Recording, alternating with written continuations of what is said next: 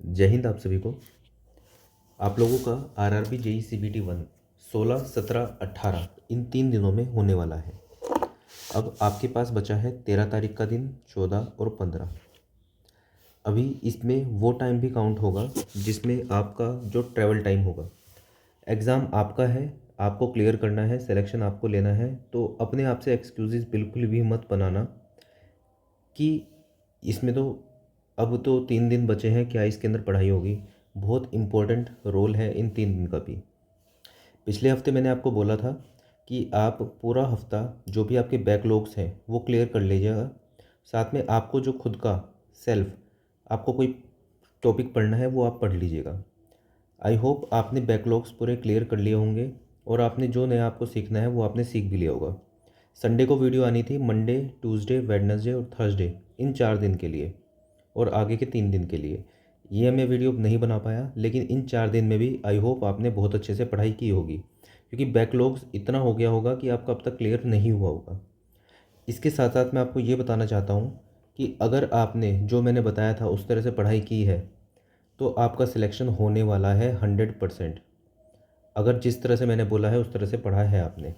लेकिन अब ये 3 दिन हैं, इनको हल्के में नहीं लेना है। कैसे पढ़ना है वो मैं आपको बता देता हूँ, ताकि एक कॉन्फिडेंस बूस्ट अप हो जाए आपका। एक अच्छे मोटिवेशन के साथ आप एग्ज़ाम देने जाओ, कॉन्फिडेंस के साथ एग्ज़ाम देने जाओ। तो ये 3 दिन आपको कैसे पढ़ना है, इससे पहले थोड़ा सा देखते हैं अब तक की कट ऑफ कितनी रही है। 2019 की कट ऑफ कितनी रही है वो देख लेते हैं। ये कुछ जोन्स हैं जिनकी कट ऑफ यहाँ पर आपकी स्क्रीन पर दिख रही है। अहमदाबाद 65, अजमेर 63, इलाहाबाद 62, बेंगलोर 53, भोपाल 62, भुवनेश्वर 61, बिलासपुर 63, चंडीगढ़ 71। नेक्स्ट चंडीगढ़ 71, ये हो चुका है। Chennai 61, Gorakhpur 73, as it. आप ये सब देख सकते हो। इसमें आपको ओवरऑल ये समझ में आ रहा है कि लगभग 70 के आसपास नंबर आपके आएंगे तो आप सेफ हो सकते हो। जो नई कट ऑफ आने वाली है किसी भी रीजन की, वो ड्रेस्टिकली चेंज हो सकती है, ऊपर भी जा सकती है, नीचे भी आ सकती है। ये हम पहले से प्रेडिक्ट नहीं कर सकते, लेकिन एक बारी के लिए मान के चलना कि हर एक जोन के लिए आप एक 70 नंबर को एक सेफ स्कोर मान के चलो। और आपका एम होना चाहिए कि इतने मार्क्स तो आपको गेन करने ही है, स्कोर आपको करने ही है। तो ये स्कोर कैसे कर पाओगे आप? अगर आपने अभी तक बहुत अच्छे से पढ़ाई की है तो ये 70 बहुत आसान होंगे आपके लिए।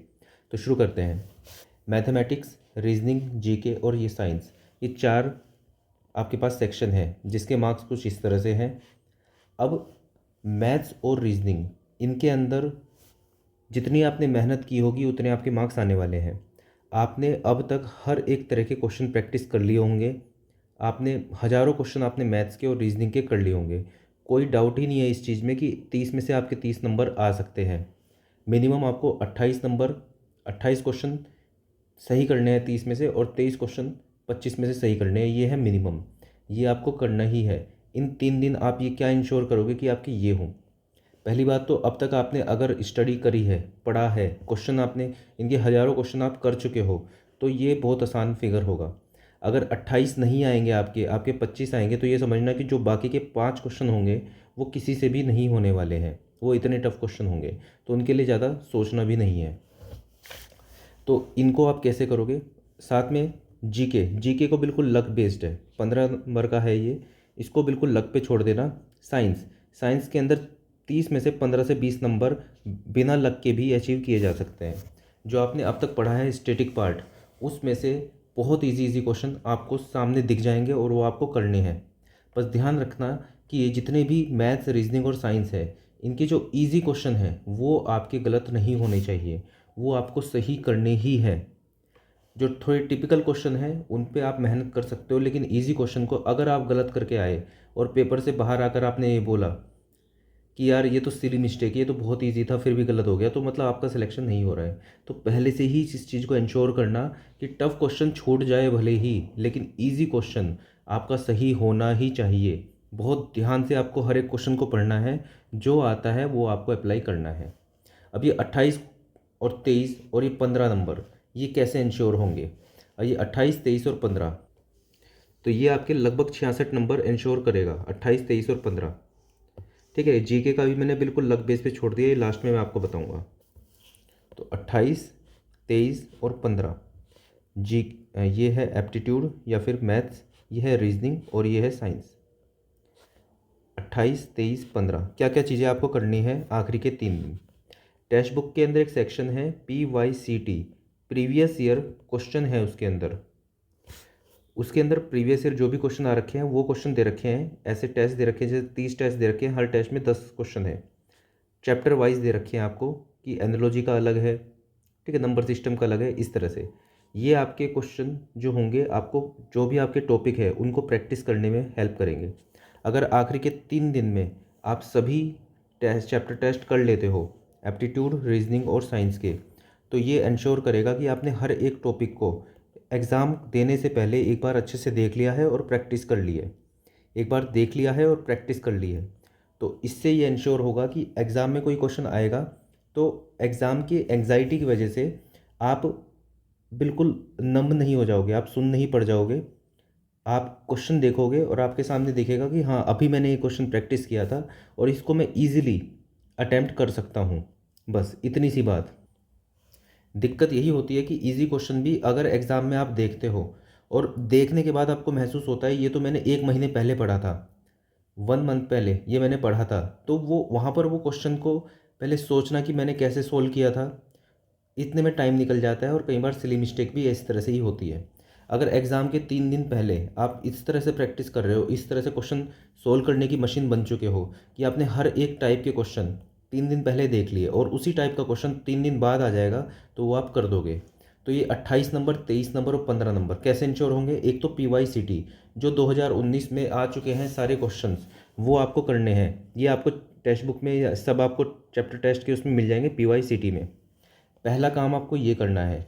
दूसरा काम ये करना है, कुछ ज़्यादा नहीं, अब तक जो आप पढ़ चुके हो, जो आपने रिवीजन जो आपने पढ़ा है अब तक, उसके आपने कुछ नोट्स बनाए होंगे, कुछ क्वेश्चन नोट डाउन किए होंगे कि जो आपको टफ लगे होंगे, बस वो क्वेश्चन कर लेना, ठीक है। एप्टीट्यूड और रीजनिंग में ये हो जाएगा। साइंस, साइंस में भी इस तरह से प्रीवियस ईयर चैप्टर टेस्ट है, वो आप दे लोगे और उसको आपको अटैम्प्ट कर लेना है। 10-10 क्वेश्चन के आपके पास चैप्टर टेस्ट आपको मिल जाएंगे।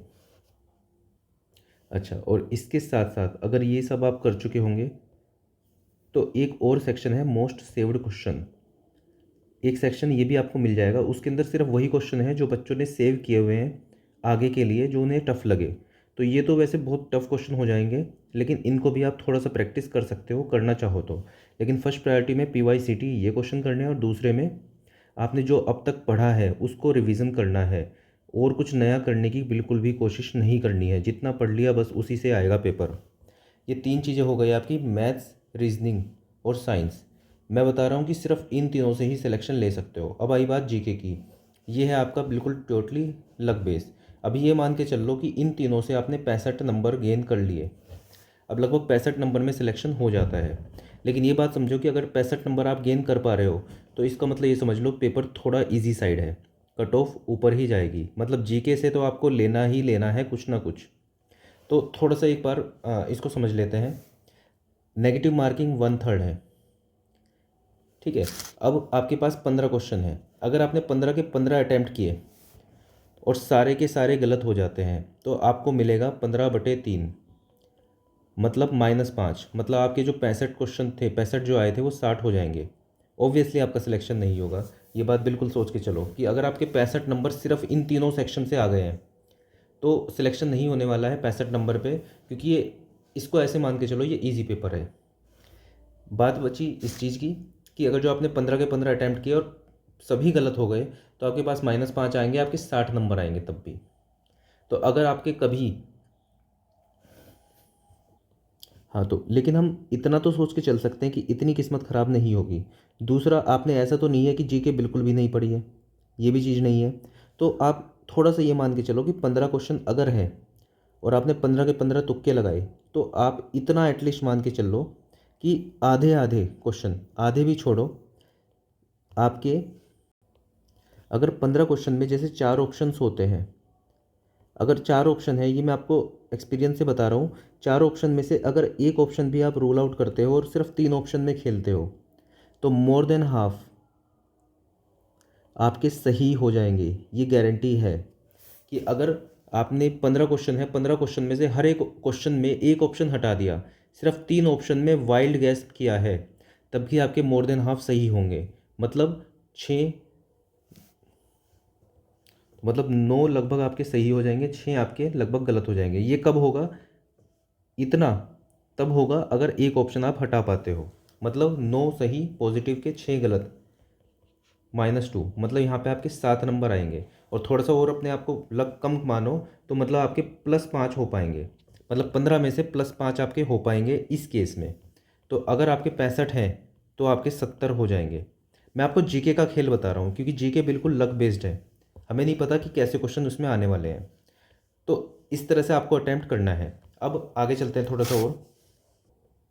अब यही चीज़ अगर आप साइंस में भी अप्लाई करोगे, साइंस में आपके पास 30 क्वेश्चन थे, 30 क्वेश्चन थे, जिसमें से 15 आपको आते ही थे। ये कैसे आते थे? क्योंकि आपने PYCT के हर एक क्वेश्चन किया है। दूसरा, आपने अब तक जितने भी मैंने आपको टास्क दिए थे वो सब किए हैं। इन सब टास्क की मदद से आपके 15 से ज़्यादा तो सही होंगे ही, लेकिन मैं एक मिनिमम मान के चल रहा हूँ कि 15 क्वेश्चन तो आपको 100% आते होंगे। मैं मॉक टेस्ट की बात नहीं कर रहा हूँ। मॉक टेस्ट के अंदर जानबूझकर बहुत टफ क्वेश्चन दिए जाते हैं कि आपको लगता है कि 30 में से आपको 2-3 ही आते हैं, तो उसको छोड़ दो। लेकिन जो रियल एग्ज़ाम है वो बिल्कुल रियलिटी पे बेस्ड होता है। उसके अंदर कुछ PYQ से रिलेटेड होते हैं, NCERT से रिलेटेड होते हैं, जो आपने पढ़ा है। तो लगभग 15 ईजी क्वेश्चन आपके सामने आ जाएंगे। और वो बचे हुए 15 क्वेश्चन, उनमें से भी बहुत सारे क्वेश्चन के आपके पास ऑप्शन को आप रूल आउट कर सकते हो। ये समझो कि एक और चीज़ मैं आपको बता दूं, अगर 4 ऑप्शन हैं, 4 ऑप्शन में से 2 ऑप्शन को आपने हटा दिया, फिर इतना नहीं सोचना है कि यार नंबर कम हो जाएंगे ज़्यादा। अगर ये वाला सिनेरियो है तो 100% आपको टिक करना ही करना है। इसमें आपको ये भी नहीं सोचना है कि मेरे कितने नंबर बढ़ सकते हैं, कितने नंबर कम हो सकते हैं। 100% आपके मार्क्स प्लस में ही रहेंगे अगर ये वाला सिनेरियो है। जब 4 ऑप्शन है, 4 ऑप्शन में से आपने एक रूल आउट किया, तो अगर ज़्यादा क्वेश्चन में आप ये ट्राई कर रहे हो तो ओवरऑल आपके प्लस में ही आएंगे। ये भी आप ध्यान रखो।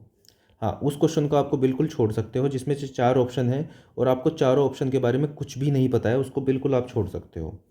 तो इतनी बात समझ के चलो कि मान लो 100 में से 60 क्वेश्चन आपको आते हैं जो आपने सही किए हैं। उसके बाद जो बचे हुए 40 हैं, इन 40 में से मान लो 10 क्वेश्चन ऐसे हैं जिसमें आपको 4 में से 2 आपने हटा दिए, 2 में से करना है। तो ये 10 के 10 क्वेश्चन आपको करने हैं। और बाकी के जो 30 क्वेश्चन हैं, 30 में से मान लो 20 क्वेश्चन ऐसे हैं जिनमें से 4 ऑप्शन में से आपने सिर्फ एक हटाया, बाकी के 3 हैं, तो ये भी आपको करनी ही है। ओवरऑल पॉजिटिव में ही रहो। अब ऐसे क्वेश्चन 10 जिसमें से 4 ऑप्शन में से आपको चारों में से कुछ नहीं आता है, तो वो आप छोड़ सकते हो। अच्छा, ये जो मैंने आपको चीज़ बताई है, ये वाली चीज़ आपको अलग से प्रैक्टिकल करने की ज़रूरत नहीं है, एक्सपेरिमेंट करके देखने की ज़रूरत नहीं है।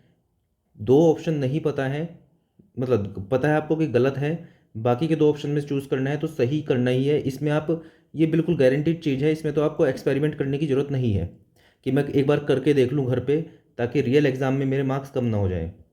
इस वाली चीज़ पे आप एक्सपेरिमेंट कर सकते हो, 1-2 बार टेस्ट दे के देख लो।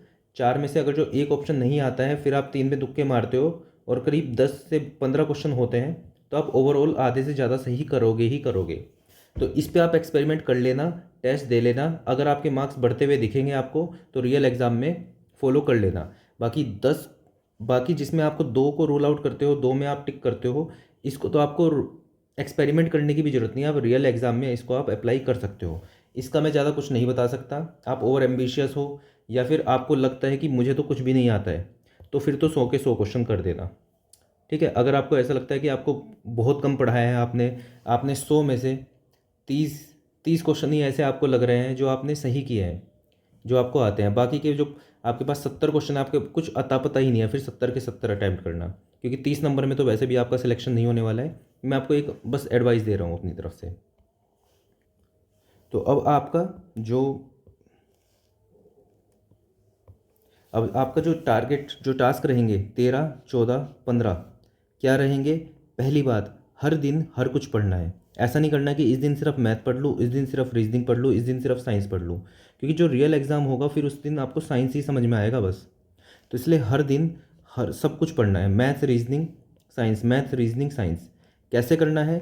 PYCT के क्वेश्चन करने हैं, आपने अब तक जो पढ़ चुके हो वो करना है। और जो मोस्ट सेव्ड क्वेश्चन है ये कुछ कर लेना, मोस्ट सेव्ड क्वेश्चन ज़्यादा करने लगोगे तो टाइम ज़्यादा जाएगा, क्वेश्चन कम प्रैक्टिस कर पाओगे। अभी आखिरी के 3 दिन आपको बहुत ज़्यादा क्वेश्चन प्रैक्टिस पे ध्यान देना है। जो नया कॉन्सेप्ट है उस पर ध्यान नहीं देना है, उसको भूल जाओ। जो अभी तक नहीं सीखा है वो आगे भी नहीं सीखोगे, वो अगले पेपर के लिए छोड़ दो उसको। ठीक है, तो ये 3 दिन आपको इस तरह पढ़ना है, जिसके 16 तारीख को एग्ज़ाम हो या 17 को हो या 18 को हो, उसके हिसाब से वो आगे इसको शिफ्ट कर लेना, ज़्यादा पढ़ लेना। बाकी बची बात जीके की, तो जीके पे सिर्फ तुक्के पे इसको निर्भर नहीं रहना है, क्योंकि जीके भी आपने बहुत कुछ पढ़ा है। जीके को मैंने सिर्फ लग के इसलिए बोला क्योंकि बहुत बड़ा सिलेबस है इसका, आपने बहुत कम ही पढ़ा होगा इसका। तो जीके में एटलीस्ट आप इतना कर सकते हो, जो आपने नोट्स पढ़े हैं उनको रिवाइज कर लेना और इसके भी PYCT देख लेना। बस इतना आप कर सकते हो जीके के अंदर भी। ऐसा नहीं है कि 15 क्वेश्चन है तो 15 के 15 नहीं आएंगे, कुछ क्वेश्चन 2-4 क्वेश्चन कर भी पाओगे। बाकी के क्वेश्चन किस तरह करने हैं वो मैंने बता दिया, तो कब क्यों मारना है, कब मारना है। तो ये आपकी लास्ट 3 दिन की स्ट्रेटजी है। अगर इसमें ट्रैवल टाइम भी आप 6-7 घंटे जितने का भी लगा दो, बाकी का दिन, बाकी का टाइम भी आपको पढ़ना ही है। बिल्कुल इस चीज़ से बाहर निकल जाओ, दिमाग से निकाल दो ये चीज़ बाहर कि अब तो मैं ट्रैवल करके आऊँगा, थक जाऊँगा, क्या करूँगा। रात में अच्छी नींद ले लेना, लेकिन सोने से पहले इतना पढ़ लेना कि रात को बढ़िया नींद आए और सुबह के टाइम पेपर भी अच्छा हो। बस इतनी चीज़ दिमाग में रखना। और अब तक अगर जो आपने पढ़ाई बहुत अच्छे से करी है तो सिलेक्शन कोई रोक ही नहीं सकता। ये बस ऐड ऑन चीज़ें हैं, ये आपकी एश्योरिटी दिला रहा है बस, कि आप मेरिट में कहीं आपका नंबर आए। जस्ट क्वालिफाइंग है ये पेपर, लेकिन इंश्योर करके चलना है। ऐसा नहीं है कि आपको लगता है आपके 70 नंबर आ सकते हैं आराम से, तो आप 75 के लिए फ़ाइट ही ना करो। फाइट आपको करनी है ज़्यादा से ज़्यादा मार्क्स के लिए, आपको इंश्योर करना है आपका अपना सिलेक्शन। तो मेरी बेस्ट विशेज़ आप लोगों के साथ है, ऑल द बेस्ट आप सभी को। बहुत अच्छा आपका पेपर होने वाला है, आपने बहुत मेहनत की है और सिलेक्शन होना ही है आपका। बस ये 3 दिन भी आप अच्छे से पढ़ाई करना, इसको बिल्कुल लाइटली मत लेना। हर दिन हर कुछ पढ़ना, जीके भी पढ़ना है, साइंस भी पढ़ना है, रीजनिंग भी पढ़ना है, एप्टीट्यूड भी करना है। क्वेश्चन प्रैक्टिस पे ज़्यादा ध्यान देना है और रिवीजन करते रहना है।